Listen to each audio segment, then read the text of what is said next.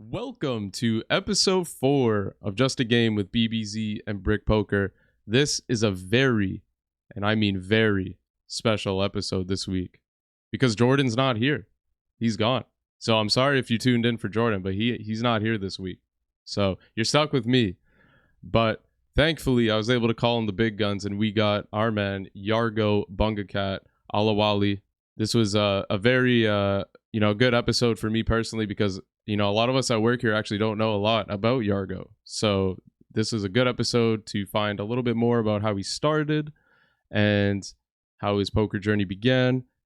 And, we talk a little bit about how he's transitioned more into the business side of things. Yargo has created a lot of products for bbzpoker.com. He's a coach. He started a CFP program. He's done content creation. He's really a jack of all trades, this guy. It's insane. One of the hardest working guys in BBZ. So I really hope you all enjoy this episode. And yeah, let's just jump into our conversation with Mr. Yargo bungakat Alaväli. All right, I'd like to welcome our special guest, Yargo, also known as bungakat, BBZ coach. How are you doing, my friend?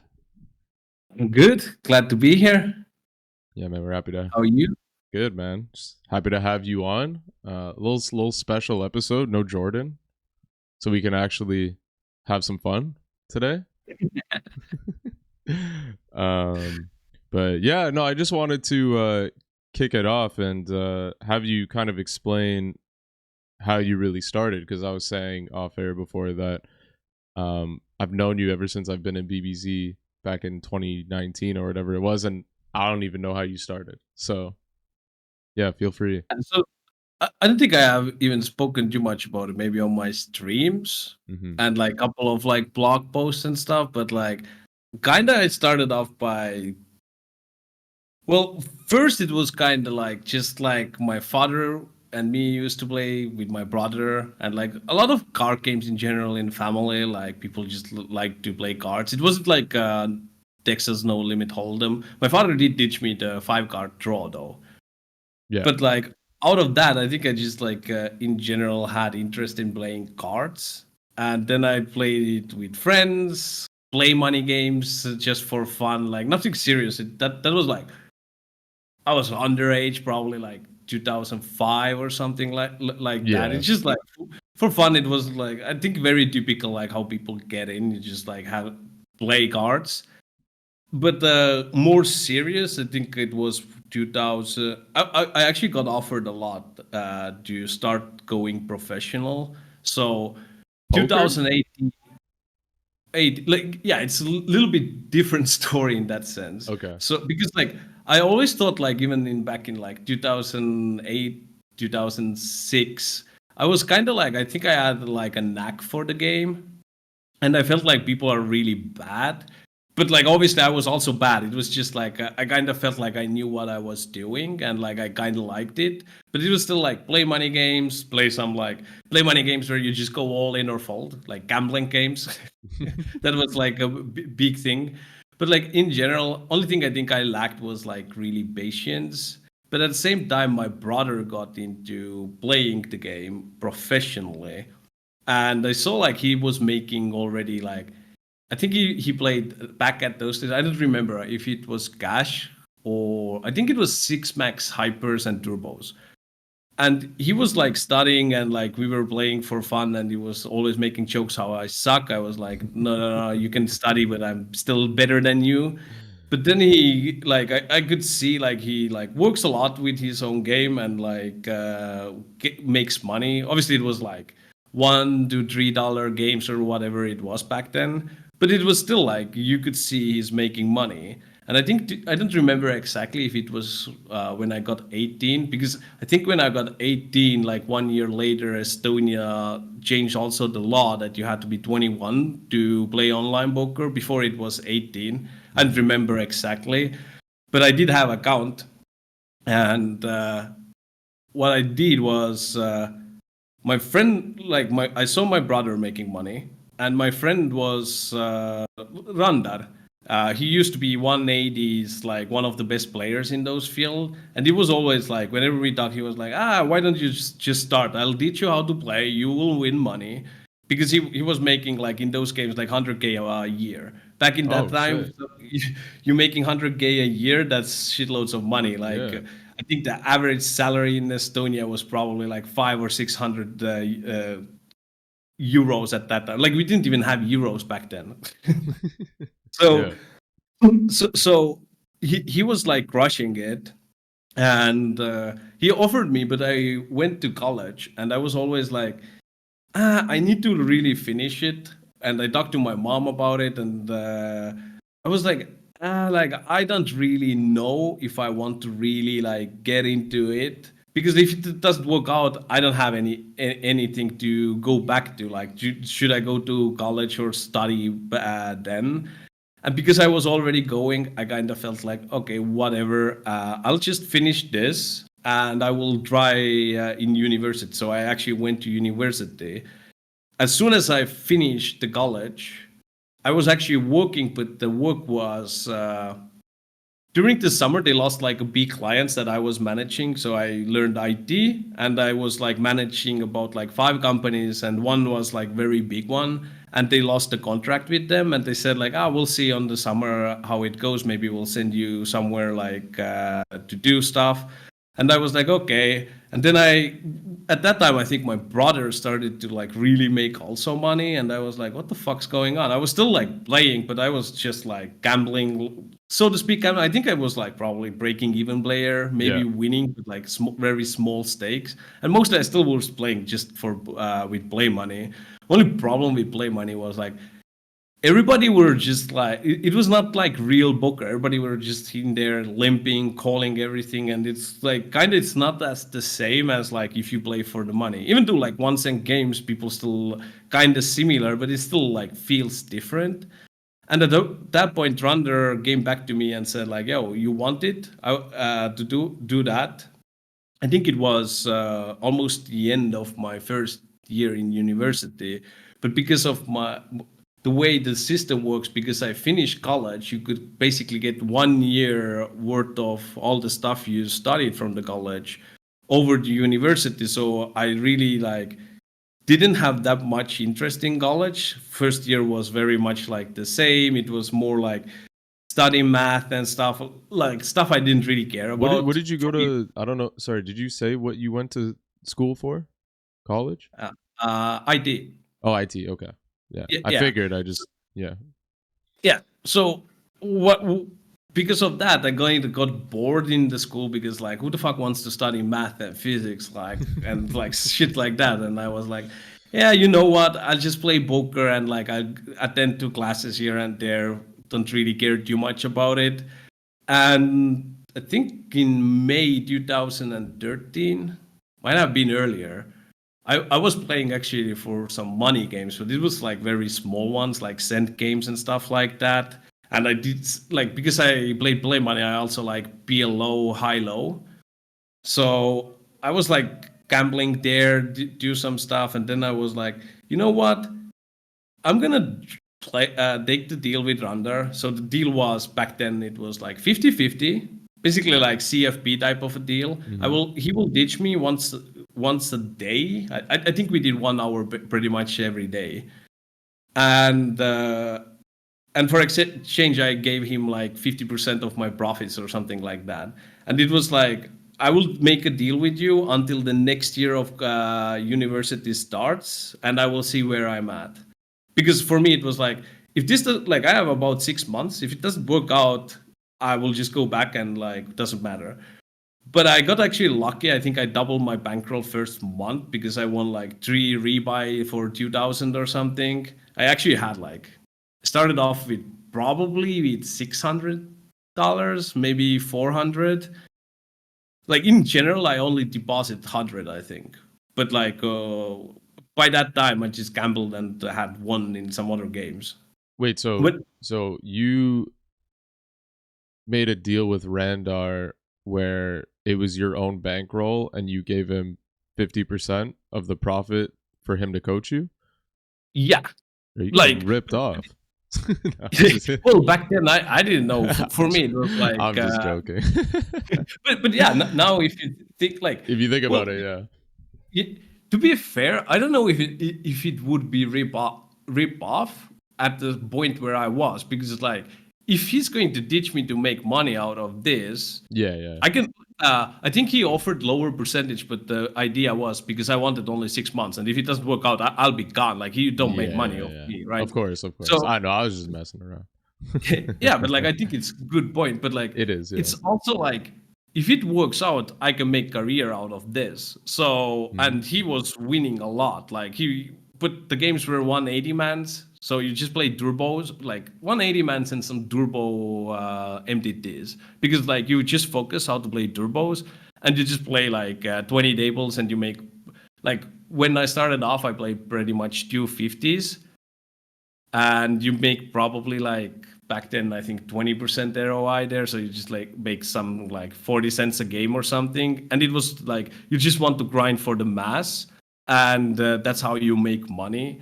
And I actually spin it up by the time back to university. Then I was like, okay, I'm gonna take 1 month off from the university, or 6 months, first half of the year, because I was in a place where I was like, well, if this goes well, still I can go back in never, or I can go back in 6 months. So, and that 6 months turned into another 6 months, and by that time I kind of finished with Render and started playing on my own. I moved up on the stakes, but like that was what Render did was he was like every day 1 hour. Aside of that, I was also studying every day myself. I was playing all the time. Only my problem early on was like Randers told me to play low table count to just Mhm. learn, Mhm. and I was playing like 4 tables, and I was like always like I want to play more because the way you make money is you grind with like 20 tables, and I think at that point in like 3 months, you just like, okay, play 15 tables and like start making money, so to speak, because like you have the skill set. And back then it was like, hey, you play this position, this range, this, and like just study how to 3-bet jam against somebody's open. And that was pretty much the game. Like there was like because it's turbo, there wasn't post flop much, Mhm. and that's all basically everything you did. And study ISM how to play final table push and falls. That's like you could make money out of that. And because he was so smart, by the time I got into the games, it started to change. But like he said, like a few years ago, you could open like Jack 5 suited under the gun profitably because everybody were just folding like 90% all positions, and Mhm. you just like did that stuff. But like when I got in, it was not that much anymore. People actually knew like there was quite a bit of regs. Like I think in the end there was like probably 100 regs in every game, maybe less. But like there was like a lot of regulars in the end when books like the games died out. Yep. What year was this? That was 2003 or 13 or 14. Oh, okay. So 2015. Yeah, that's kind of when I started playing was 2015, or at least like taking it more seriously. Mm. So at that time it was like I did move into to play MTTs and I wanted to play reg speeds as well. But all I studied was turbos, right? I didn't really know how to play post flop because like that's not my game. My game is to play short stack and know everything about that. And in that point, it was like it was around the time solvers also. I think the PL solver game out earlier, but it got like more went into like masses in sense of poker regulars, and there was always like, is this a good or is this a bad program? Should we use it? Should I not use it? And because of that, because I was playing alone and I was on downswing, I was also like, should I go and like get stake? Because like I remember like Doc Bulk was streaming and everything, and he was like, always you should play GTO or something like that. And then there was some other guys who were saying like, don't play GTO. GTO sucks. Like it's basically same thing as nowadays. Yeah, pretty. Yeah, and and it was kind of confusing because like those both voices, like basically social media, were very strong, so to right. speak. They were very everybody were like, do this, do that. but for me, it was like, well, what the fuck should I do? I want to be professional. I still want to be top player. Like, what should I do? And that was like, I was on the downswing. I was still like, basically, I went to downswing because I climbed up to do high stakes, and I did. I don't know if like thinking back, I'm not sure if I think I was still winning because my EV was always like 6 to 10. But obviously, the variance will get to you eventually. Even though I did kind of good bankroll management, it was still like you're gonna go on a downswing, and I even went at some point, I think 800 buy-in downswing or something. Oh, that's big. Yeah. I actually I think it wasn't 800 buy-in downswing. I think it was like 5 to 600 downswing, but the stretch of the breaking even was really fucking long. It was like shitloads of games. But at that time, I still played also the turbos, and the edges in those were like probably 10% ROI. I was breaking even there forever. But that's the thing. Like, if you look at the statistics, unlikely to happen, and everybody thinks it doesn't happen to you. But like, I can assure you, like, you will go down that road at some point. Like, 100%. Yeah. even if it's like not even much of a downswing, it's just like breaking even stretch. Because if I look like long graph, it's going to be like, oh, I broke even for fucking 2 years, right? It's not like, oh, went to downswing and I just like go down, down, down, down, down, down. It's not like that. It's like just it's a long stretch. And I kind of felt like my game could be a lot better. And I think it was kind of smart decision to go and try to find a coach, so to speak, because like at that point, obviously I was young or like younger, like still in my like 20s, mid 20s, getting there. Mm-hmm. And it was like, well, if I want to do it for a long period of time, if I'm gonna give somebody some portion of my profits or whatever the deal is going to be, but I get the skill set for rest of my life, like why don't I do that? Because like if I at that point I was probably 25. So if I take 2 years, I'm still gonna make money. I'm just like getting that like somebody else managing what I should be doing and like how I should be doing and helping me is what like yeah, like I do 2 years of that. I can do next 20 years be a winner probably. If it's done well, obviously, right? Yeah. So for me, it was like, yeah, sure, I'll just try to find. At that point, I was like, I'm gonna get staked because I think my bankroll got so small, and I didn't really feel I want to grind 180s. Back thinking back now, I think that was a great decision because the 180, like the turbo games, really died. In sense of ROI, you could still nowadays like beat them because there is not that many regs, but still, like at that time, it kind of felt like a good decision. And it was still like I was still mainly playing turbos rather than reg speeds, so the stuff you do is a little bit different where you focus your studies.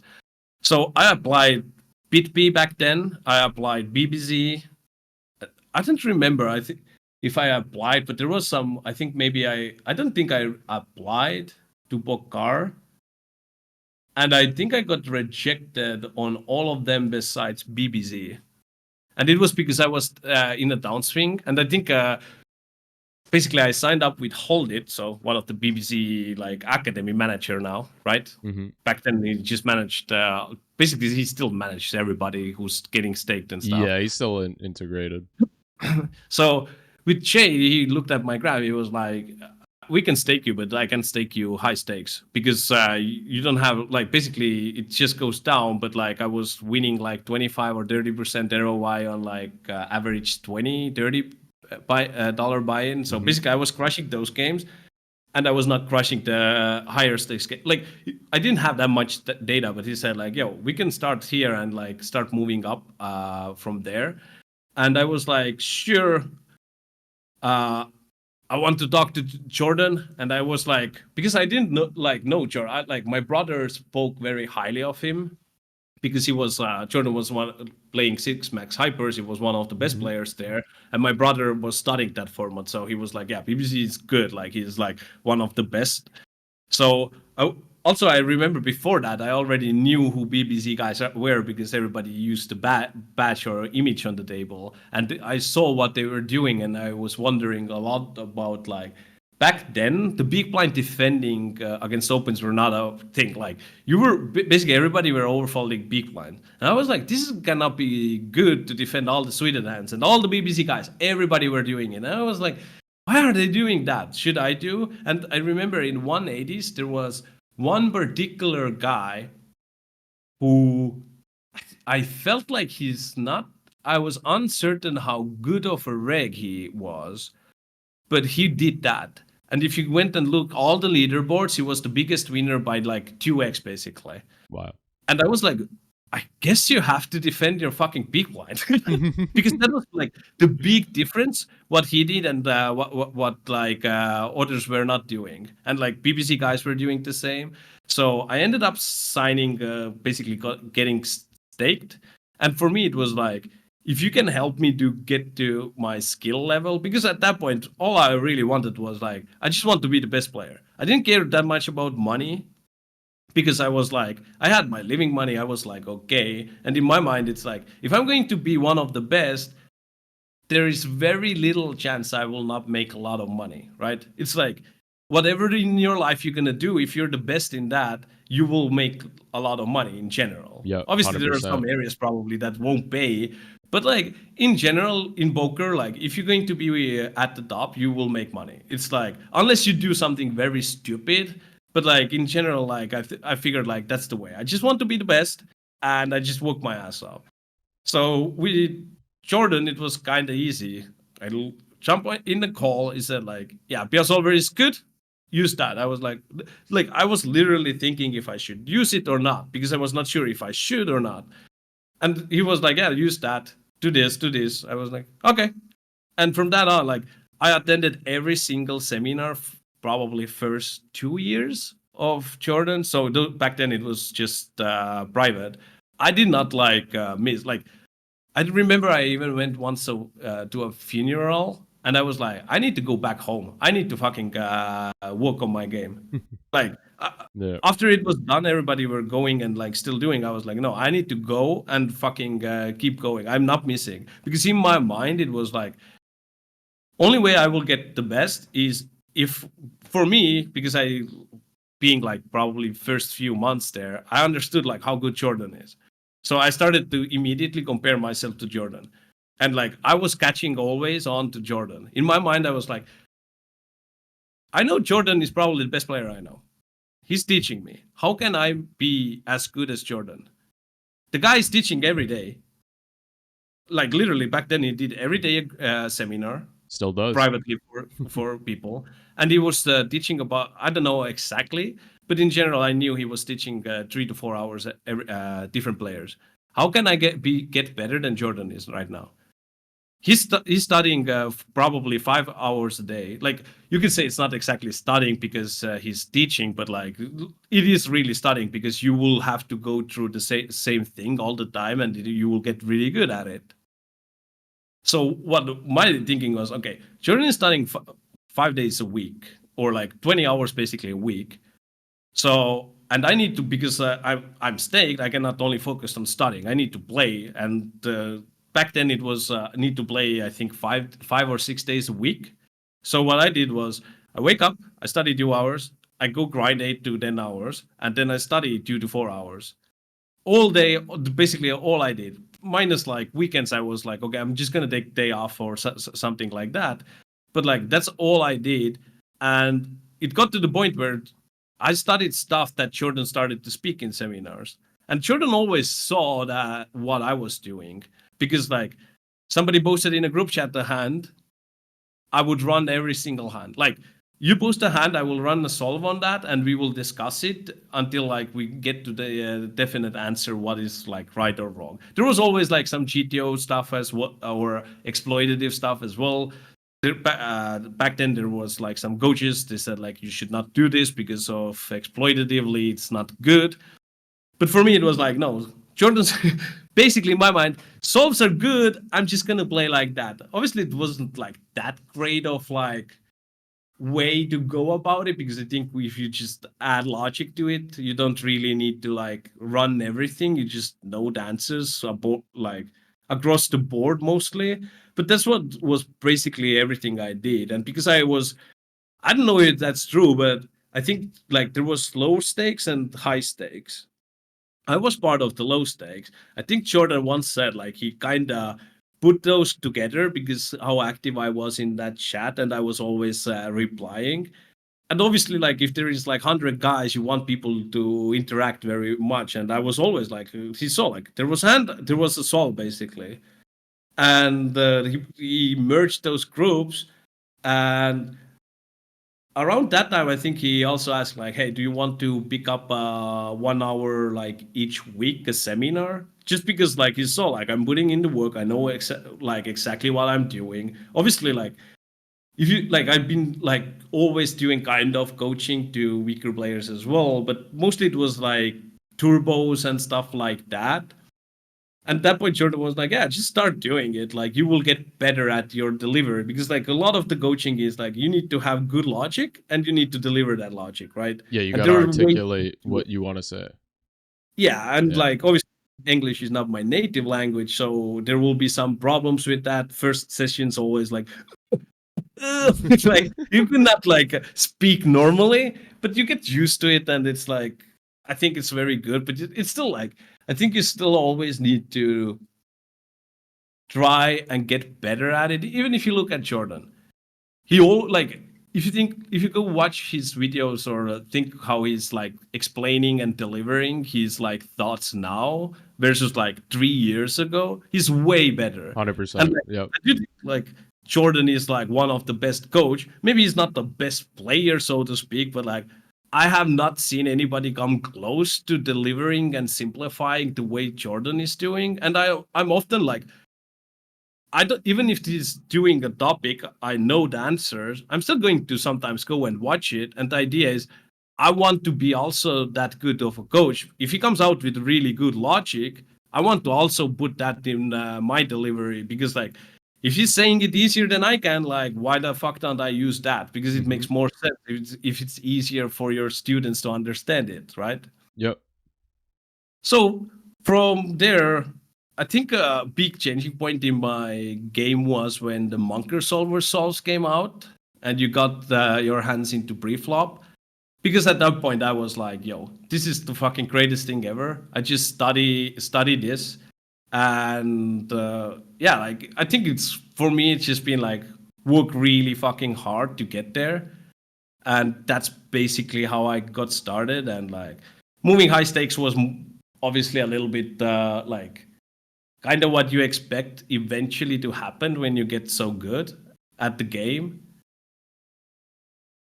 Yeah. I mean, I think what I just wanted to actually go back to what you were talking about before when you made the decision to jump to join a staking team, because a lot of people feel like when they join a staking team is it's really just about the risk being alleviated. People don't understand that actually the real benefit from, like you mentioned, joining a stake team is working with guys above you and learning, working with better players, and the other side. I mean, you've been staked, so there's more to game selection and all that type of stuff. Yeah, so I think it's like probably the best decision. Like first of all, when you join a group, the primarily idea is let's say you sign somebody up for CFP staking 1-2 year contract. Your goal in those 1 to 2 years, even though you will make money, at least if I would go and join somewhere, and now it could be probably different if I wanted to go and like get staked for high stakes because I have the skill. But in Hmm. general, like you going after the skill, because if you can get that skill level or like get higher skill level, it will benefit you for the rest of your like poker career, right? It's not like, oh, I'm going to have to give money away or something. Like you basically like another way you can look at it, like, okay, go and pay somebody. He's going to teach you. typically hourly rates are very high. Then again, like staking you kind of paying, but with staking it's also other side, like you will be helped if you really like getting into really bad situation financially. And another thing is like you will be looked after, like people will step in to help you if you're doing something wrong, because when you're out there grinding alone you don't like you're hoping you're doing the right thing, right? But you don't really know Hmm. in 100%. If you like, I can only speak about bbz, and like basically how the academy would work is like, if I go and play games that are going to be very low ROI, Holt is going to message me fucking next fucking month and telling like, "What the fuck you doing, bro? You're not making money because you're choosing to play wrong games." And Yep. like, I don't think people really understand how much money is stuck on their game selection. 100%. Yeah. Like most money, like if you're getting accepted to as stable, I would say most players will be directed to change what games they play, and they will instantly making 2x the money Yeah. because they just don't know that. And that kind of happened actually to me as well. And like, like today, I got the CFP application. I looked at the guy's graph, makes 10% ROI, and I was like, well, what sites he playing? His ROI is like 20 and 25% in certain sites, and he plays the site where his ROI is zero. I'm like, bro, one third of your volume is the site you don't make money, and then you have like these high making money opportunities. Why you play this? Like, Hmm. for me, it was like, yo, I don't know if I'm gonna make a deal with him or not, but like, stop playing there, move there. You're gonna double your money or whatever it is. Obviously, there is like problems when the games are not available and you are like forced to play low ROI situations.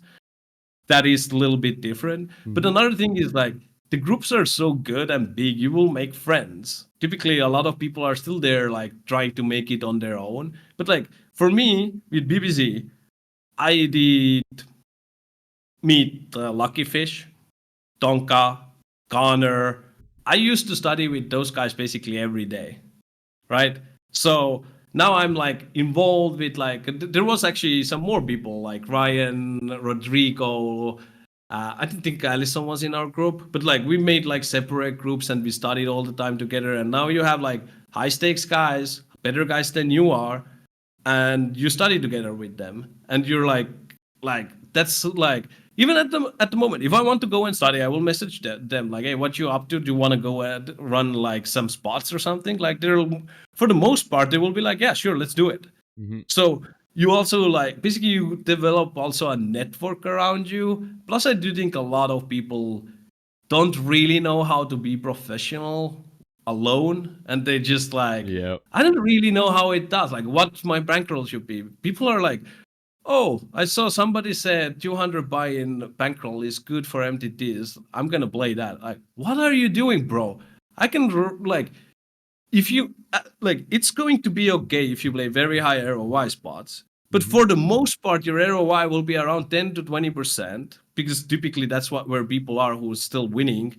And you will probably see once a year 200 buy-in downswing or something.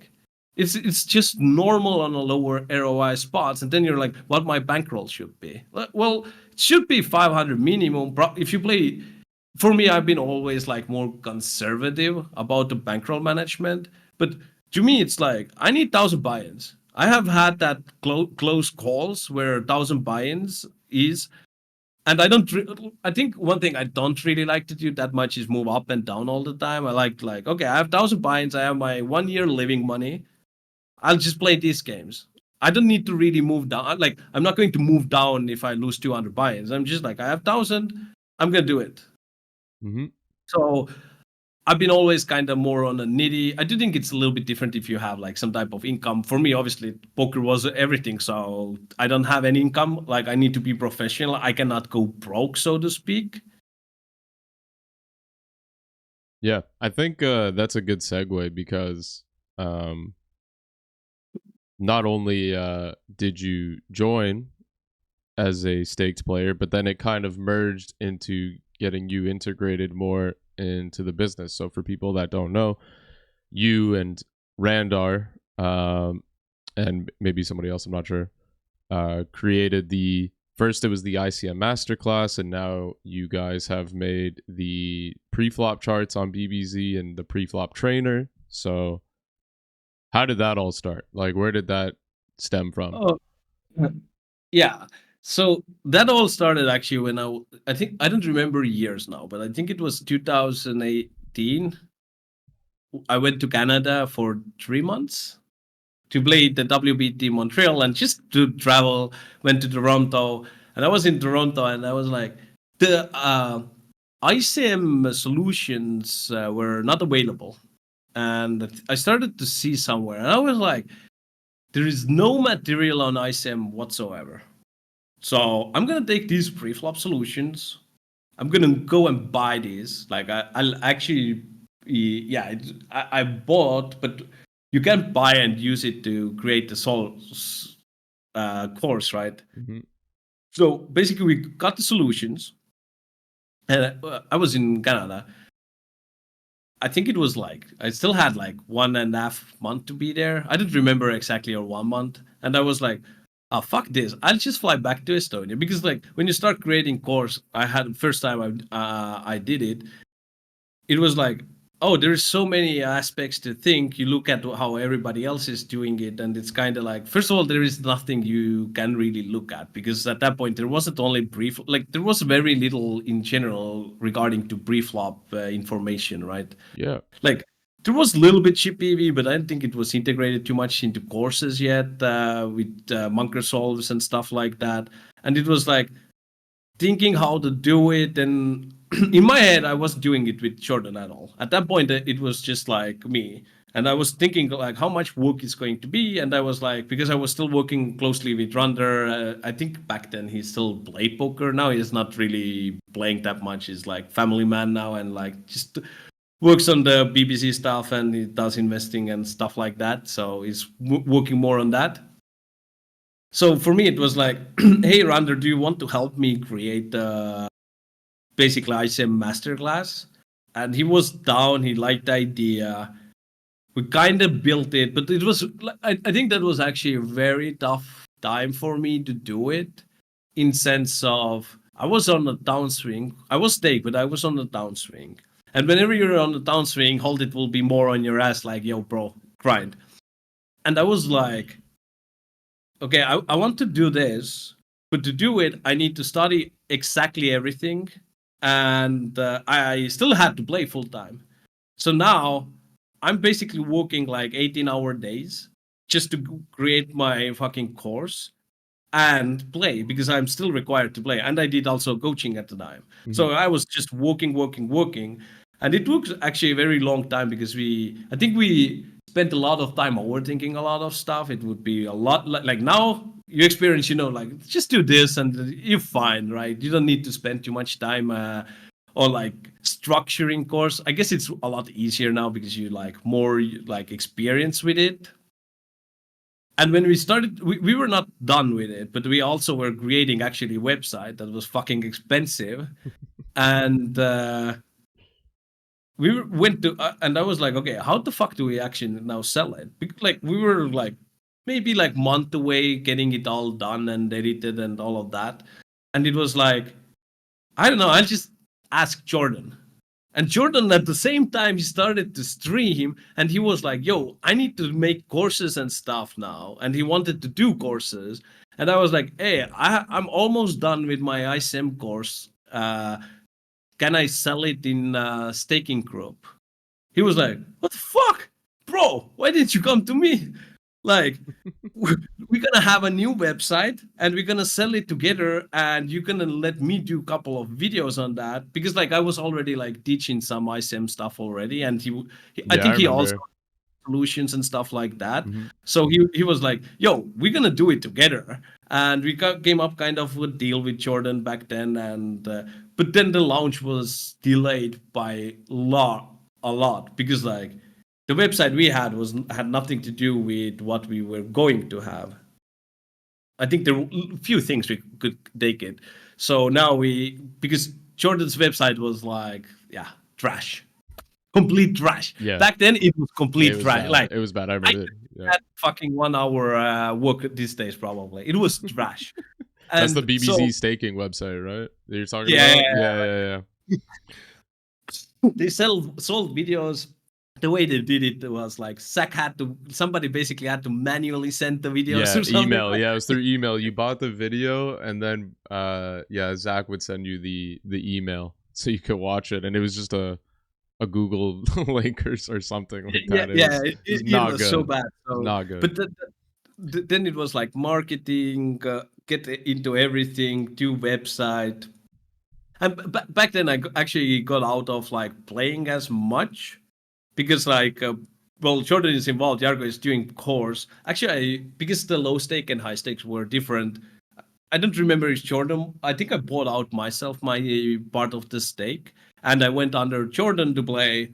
And Jordan was like, "You just play when you want," kind of a deal. Like you're gonna be profitable. I know you're low volume because you're dealing with this, and like, oh, at that time I think I could have actually played on my own.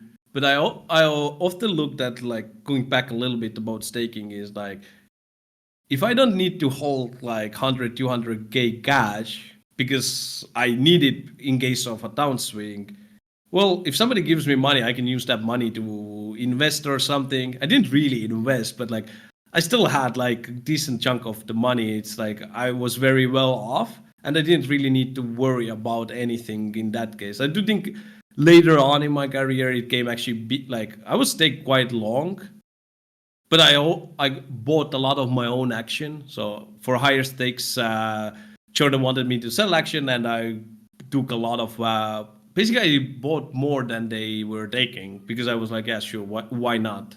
So, but I was still like, I don't want to have that all the money like just being stuck because like that is actually quite bad in general. Like if you know how to make money with some money, well, you can make extra money plus you get money from the staking, right? Hmm. So going back to the course, so yeah, it was very like I think I got too involved like to help Jordan to build it all up because like at some point I like when everything launched, I did customer support, try to teach Zach how to do some of that stuff, and like make sure everything was good and all of that stuff. So I was like, if there was some like I went to sleep sometimes 10 a.m. If there was a meeting at 2 p.m., I was there. I was not missing it. And like it really fucked up because at some point I was literally living like I sleep 4 hours because I had meetings. Then I do meetings, teaching, whatever. I go sleep, then I go play or do other meetings or stuff. I had to do stuff as well. Then people are fucking slow. I don't like that. Then I was like, fuck this. I'll do it on my own because like you're so fucking slow. Like I don't want to wait 2 days. Like I'm gonna do it right now. It takes you fucking 2 hours. So I don't know. I kind of like got too much into that. So I think few months into after the launch, I told Jordan like, yo, bro, I can do this. Like I don't want to be involved in like marketing stuff or anything like that. Like just like I'm going like slow. Like obviously I'm there if you need anything, but Hmm. like let's try to integrate me out of all of this stuff because like it's just too much. Like it's just too much. I don't think it was too much work. Maybe even it was more like you just need to think too much about stuff that is like other people can think of, right? And you just like little small input. Like I didn't feel like it's worth it for me to think about some stuff, and it's like you do you're part of all of that. You see how much like different things are going in, and you need to like deal with. It's Yeah. just like too much. Yeah, it gets overwhelming sometimes because it's just uh you're trying to juggle different things. So for you, you were studying, playing poker, working on this course. You actually make Mhm. the course, and then now it's you wanted to get involved, so everything got done your way with marketing and all that stuff. And when you compile all those things together, it gets super overwhelming when you're thinking about every little detail. Yeah, it wasn't even like I wanted to do it my way or all of that. It was just like you give your input, but like if there is million things that people are working and they want your input as well, or like want to talk about it, you need to think about it. And if Yeah. there is like you already have too much and you need to think of that, it's just like it's just I kind of felt at some point probably I burned out a little as well because it is too much to Yeah, do you're a everything. sicko, man. Like waking up or going to bed at 10 a.m. I had a 2 p.m. meeting. No problem. Yeah, like well, you do what you have to do at that point. Like Yeah, yeah. to No, me, it you was just hustled. like, who cares? I just want to get it done. But it also kind of learned like it's not a sprint. Often it feels like, oh, I'm sprinting, but like such things are not sprints. It's like it doesn't matter if it's getting done 1 week later or not, because like it's just like you can't depend on other people getting it done all the time like asap. Everybody has their own thing they need to also do. It's not like you 100% like I have access to developer do, yo, you need to do this. Like no, he's gonna have to do other shit as well what being told to him. I get it. I get it, man. Like you got the course ready, you wanted to get it out. I totally Yeah, exactly. understand. And it's like if something could be done to get it done quicker, you're like, all right, fuck it. I'm doing it. Yeah. I've had a few of those moments too. It's yeah, I totally get it. Um what I actually was like wanted to ask you, because you kind of had the name the ICM Lord, because you were kind of the first guy to kind of start doing this, like you said, right? It wasn't that available. I'm even, like you're kind of refreshing my memory. Even back then, chip EV charts, they were so hard to get. You had Yeah, the those cost like 2,000 or yeah, it 3,000 was back like then, so fucking or expensive. 5,000 even. Yeah. No, I remember asking Jordan. I'm like, yo, where'd you get these charts? He's like, bro, spent 20 grand on getting all these things. You ain't getting shit. Yeah. He's like, you ain't Like getting shit. I was like, oh fuck, okay. that was actually crazy. Jordan like bought them all. Yeah.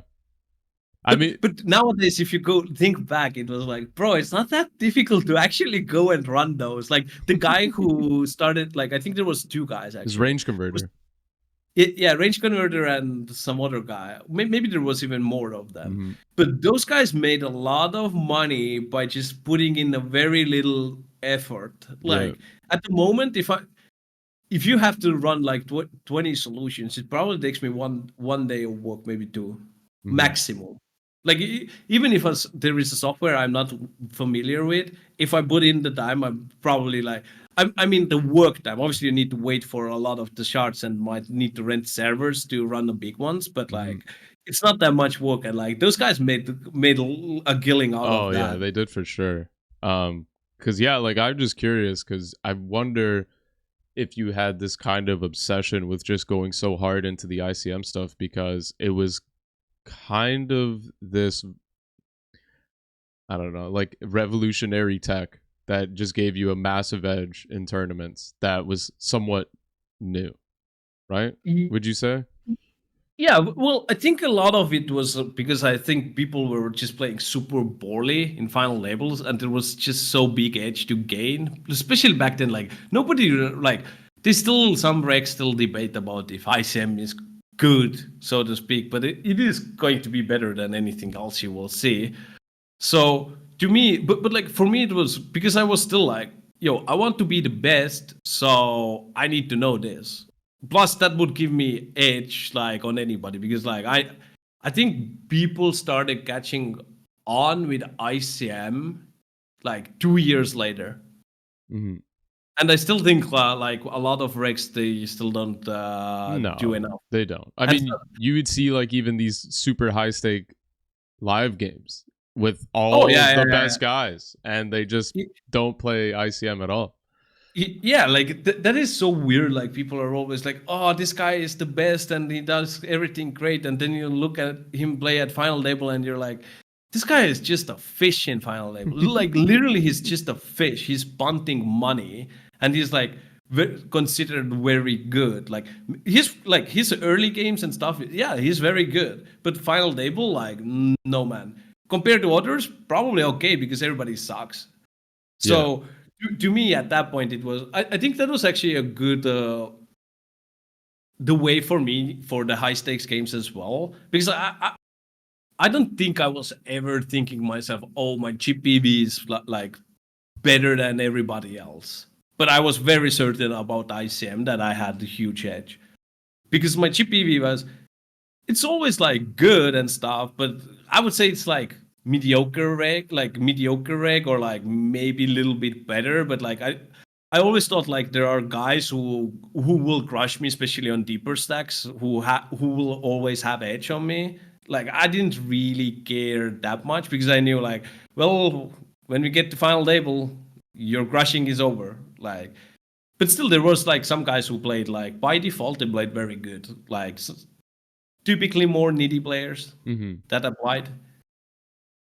It's just like I found it interesting because it's kind of similar to when you were talking before when you first started grinding and you had that one guy who was 2x the winner everybody else just because he was defending suited hands in the big blind, right? Yeah, basically, So yeah. Like, when you have this tech, I like to call it, where you just know ICM and everyone doesn't, you just smash. It's like similar, right? If you're at that, big FT with all those live sickos, and you're the one guy playing ICM, you're gonna have an insane edge on all those guys, and yeah, you can really separate yourself from them. I actually think that kind of is what happened. But like, I don't want people to get it wrong. Yeah. The work I did to create ICM Masterclass was I had about 10 sims. Even if you ask me on my sleep, I could tell you a frequency because I studied all the frequencies. I know on my sleep what is your percentage with exact hands, with exact mixes, because I had to create course, and in my mind, I need to know this everything. So I knew like, so you ask me what is your bottom bluffing frequency in this solution, I will be, oh, that was 63%. Like I knew in that exact matter. And I do think like all the like regs they studied ISM, right? But I do think like because I had to make the course, or like I choose to make a course, I just got so good at it that I knew all the answers basically in my sleep. And I think often like people misunderstand like, oh, you studied only 10, but there are a million different. But out of those 10, because I create the course, I had to come up with all the ways you should be thinking that will apply to most spots. And now I'm in a spot where like, you can tell me your error 5 percentage, and I can tell you approximately how much you should defend against different sizes if they 3-bet you on the big blind. Like, it's just the like my basic and fundamental is so strong, knowing just those 10 solutions. You actually don't even need that many. You can probably do it with 4. But if you study from the start to finish and you know everything, you will just smash, because like your fundamentals will be so much stronger that it just will give you edge. With ISM, only thing is like, I think there is still ISM post flop edge to be gained, because I think people suck at that, and I still like, I suck at that as Me well, too. because Me too. even I have like done some work, I don't think I have gone deep enough, and like there is a lot of changes. But then again, like ISM post flop, if you look at ISM pre flop, shouldn't really happen that often. You're supposed to be pretty straightforward there. Yeah. Just try not to even see a flop. Yeah. Yeah, no. So what are you up to these days? Because like I find it interesting that you've gone through this route of, you started grinding so much and now you're more in this business type role, because you spend a lot of your time working on the charts and the trainer. So do you play that much these days, or mostly you're spending, and obviously I know you just recently got married, so congratulations to that. Thanks. So yeah, like, are you just not really grinding as much, more focused on business and coaching and stuff? So actually, we wind back a little. So after the course and everything was launched and everything was done, I also started streaming at that point, right? Right. And Yeah. that's actually when I was playing kind of like up to $300 games, but with streaming, and I started to do Sunrun immediately, and it Yep. was like Yeah, you had some sick into a ones. COVID time, right? Hmm. So during that time, the games got very soft, and I was just like smashing, streaming, running good, playing like. At some point, I was starting the fucking 3Ks with Giraffe, Enrico, Martrosian. Like those guys were like. thinking back, I think starting those games with those guys, because of the way my deep stack game was, I probably should have not done that. But like I knew ISM, I'm gonna have edge, so I did a lot of that, which is like basically we playing zero EV game, right? We're just hoping some Rex will jump in, and like to dick swing it. I maybe can tell you I'm like 1% better than Giraffe overall, so I will have 1% ROI on him. But we will never know, right? Yeah, So, exactly. so it got to that point. Then I played quite often 10Ks, sat into 25Ks, but I do think like where my that like high stakes dream kind of died was when the all the cheat sheet like the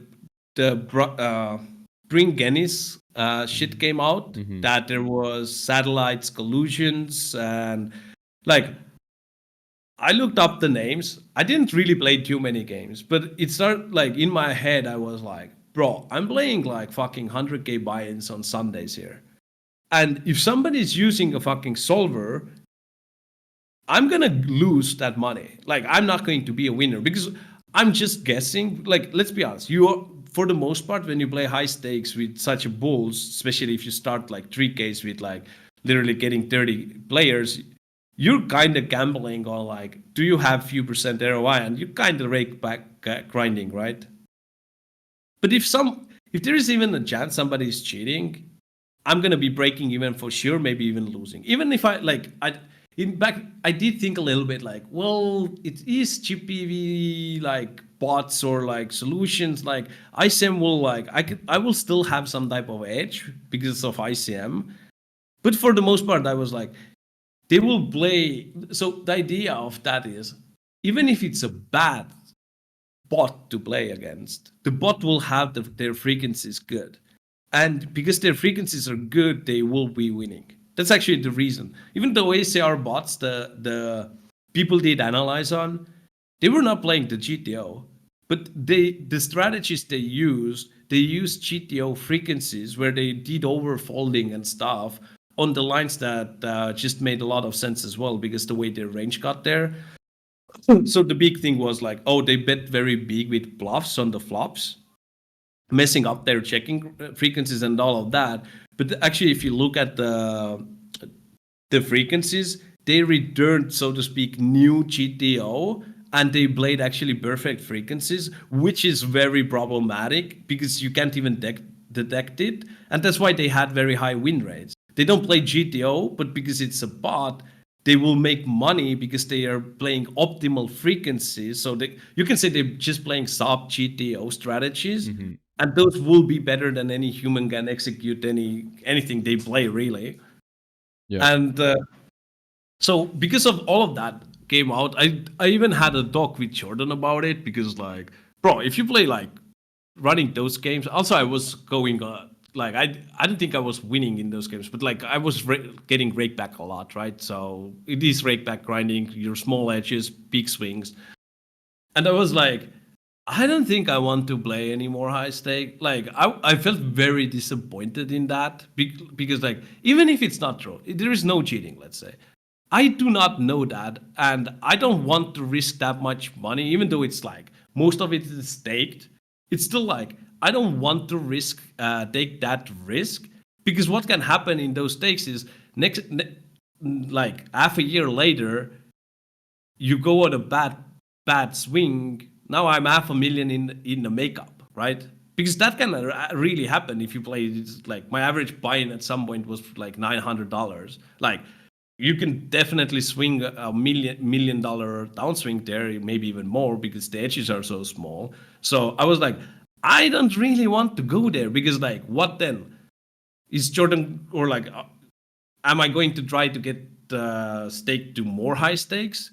Do I go and grind next 10 years of fucking like meat stakes to get it all back? Like, what's the game plan at that point, right? Mm-hmm. And all of that, it kind of felt to me like, you know what? I'm just going like my first initial thought was I'm gonna just take a break from streaming and playing altogether. Like I was still playing a little bit here and there, but I was like, I'm just gonna take a little bit like step back move down on the limits as what I was playing. Like, I think the cheating problem is very big on small fields. Big fields, you could like, even if there are cheaters, if you're good, you're gonna make money. Yep. The problem is if you're playing like a small ROI spot and somebody's cheating, you now like don't make money. Yep. So I was kind of like, okay, I'm just gonna move down a little bit on the limits, and I still kind of feel the same way. And well, now it's a little bit different as well, as you mentioned before. I do have wife, and I actually have a baby on the way. Oh So shit! Congratulations, man! I didn't know that. Thanks. So from that perspective as well, like going back to high stakes seems very unlikely. Again, it's just the swings, and like if you look at high stakes and you look at mid stakes, I think you make actually a similar amount of money, especially if you need to get staked. I think it can be a little bit different if you get to play very high stakes. A bit, just because very high stakes, you're just going to spend so much more, and like smaller ROI, you will like really get to make like $250,000 a year, maybe $500,000 if you like everything goes well in playing the highest stakes online. But then again, if you look like, well, you can play average 100, you need just like 100K for that. And then you probably with 20% ROI, you make very similar amount of money, right? So one game has like small swings, other one is millions in swings. So I think I will be like, I'm definitely going to like play some high stakes, like here and there. Even this scoop, I played like some 1Ks. I didn't play the 10K main, but like some 1Ks, 500s that I found good. I do think those games are also like trending on downwards. Trending downward, yeah. So, but it's like just making a little bit smarter decisions, and like obviously before didn't have wife, didn't have anything. Like who cares? $500,000 down, I keep going, don't care. But like now it's like can't really think like that. Yeah. So what was the initial question actually? Oh yeah, because you kind of transitioned to you did mention the content creation, because now I know, we're gonna put a link in there, your YouTube page, right? You're now starting to create YouTube content now. Yeah, so that's actually been like always, like even when I stopped streaming, I was always like, I feel like creating content is something I would like enjoy doing in general. And created YouTube. I will still trying to post more. I know I'm just low with that. It's a lot of work, man. Yeah. Yeah, it is, but like I enjoy it. Yeah, it's fun. Yeah, so nowadays I'm mostly like starting off my new CFBs. I do have, prior to that, I do teach academy. I have some other stables. I work with some private students, just one-offs. Yep.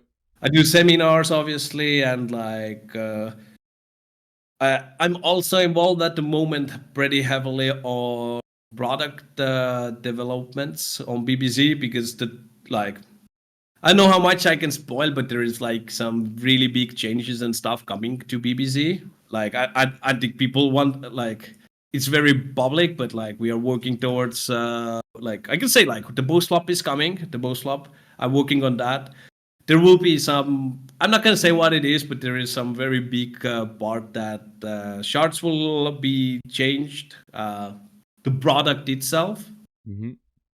And there will be probably a new, very fucking useful tool. So if you want to get better at poker, you should definitely keep eye out on that, because I think next probably 3 months there will be a lot happening. Yeah. 3 to 6, I would say, because like I just know a lot of things happening and coming and are in development. Yeah, I know what you're referring to too, and I don't believe anyone has something like it, right? Yeah. Like no, so it is gonna be something I think new. something similar is, but not the way we have it. Right. There is actually a chance that some other competitors, so to speak, might be doing something like they have something similar. I just think like the way we do it is going to be really awesome and good. Nice. Looking forward to it. It's actually insane what it is.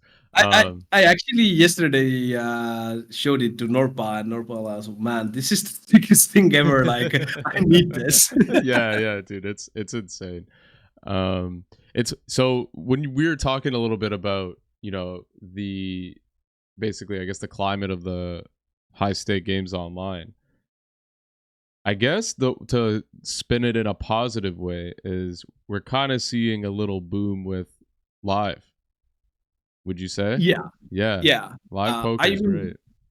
I even went to when I was Asia. I kind of played higher stakes. Like there was a lot of 2Ks running in Vietnam. I played a lot of those games, some Hmm. 5Ks in there. But like, I think that's why you also see like I think last few years after COVID ended, you can see a lot of high stakes regs didn't really play high online that much. They just come to the series and they always like Triton or whatever it is, and a lot of those guys are just like grinding to live because Hmm. live is very like you can have high ROI in live games, right? Yeah, In online, it's not really doable, at least not at this point. But yeah, live is it's going to be like there's one poker format that will never die is live poker, and it will probably continue booming in my opinion for a long time. yeah. It's because it's fun. You go out instead of being stuck behind your desk. You could actually go out and see other humans, and it's a good time. Banter with some people and just have a good time. Yeah, Yeah, I yeah, like it. I enjoy it, but like it also can get very tedious or like I hate live poker when you got that. Like Oh I yeah, just hate it yeah. because like I remember like the first time I played my first big live. Like I have played like €100 games a lot, and like stuff like that, but like casino. But like it was Unibet Open in Dublin. It was €1,000 buy-in, and I was like, okay, I'm gonna go play that one. So as a professional, I was like, I will go first level. Do not miss anything. That first two levels was no ante game. Oh my god. So you play no antes. That means you don't play hands, basically. Yeah, yeah. I was sitting there 4 hours playing one hand. I was like, I will never play live poker again. I don't want to do it. I'm so excited to play my first 1K, and this is what it is. I'm just here to fold. And then I got some like random cooler, and I'm out. I'm like, fuck this, like never again. So that is something that can happen. So, but like other than that, I do think if you have anything decent, like it's not even about like how you run. I think it's like if you can't play pre-flops, you only have to fold. Then it's fucking It's boring. super boring, yeah. Because like people, especially when I talk to people who don't really know a lot about poker, and I say I prefer playing online always, just because I like playing the game. I'm like, when you play live, your card dead. You like 100 hands, let's say. You could not play anything for 100 hands. That's it's like fucking 4 or 5 hours of doing nothing. I'm just like, Yeah, man, like that is one part I don't like, but I don't think that happens actually that often. Mostly, you're still gonna have like hands to play. It's just like one of those variations that like yeah, the possibility basically. Um, Yeah, no, it's we had this WSOP over here in Toronto back in I want to say March. When you went to the Unibet Open, did you pre-reg or when did you just walk in there reg? I think I walked in. Maybe I don't remember. Maybe it is possible I played Sadi and I got in from the Sadi, the ticket. I'm not Okay. 100% sure. Yeah, cuz I did not pre-reg cuz apparently it's never been here before and live poker here is actually quite huge. So when it got announced and they opened the pre-registration, it sold out every event in like 3 days. So they had to, which I find insane that a poker event sells out. Like, when have you heard that, right? So they had to Yeah. increase the size of it. They had to hire a bunch of dealers and whatnot. So I went to pre-reg, and I waited. I went with a buddy of mine, and we waited like 2.5 hours before we actually sat down to play after regging, which was a nightmare. And then I sit down, and it's like going whatever. It's playing some hands. It's fun. And then I have this guy come to the table, like max late reg. He comes up with like 8 big blinds, and he opens under the gun, and it folds to me, and I have like 9 big blinds, and I go all in, and he just starts like losing it basically. and it starts to range me out loud. and, and Why? I'm like, bro, I got 8 big blinds. Like, what are you trying to range me? And coolered me, and then I just walked out. And I felt similar to you, where I was like, am I just never playing live poker again? Like, this is the worst experience ever. I actually think everybody who has played live a few times, they have had those experiences and been Yeah. like, "Fuck this! Like, I'm just never going back Yeah, there." like seriously. Oh man, it's good. But yeah, man, I think we're good to wrap it there, man. I think the appreciate you coming on, man. So it's Well, good to thanks have for you. having me. Yeah, it's good. So I know you are foreshadowing some things. Did you have anything else you wanted to let the people know? Check out the YouTube channel. Stay, Yeah, yeah, good. Like, that is one thing. If you want to get better in poker and you enjoy some YouTube content, I will create a lot of, like, the plan is to create quite a bit of content for YouTube channel bungakat, and yeah, you can find me there. awesome. All right, thanks, Yargo.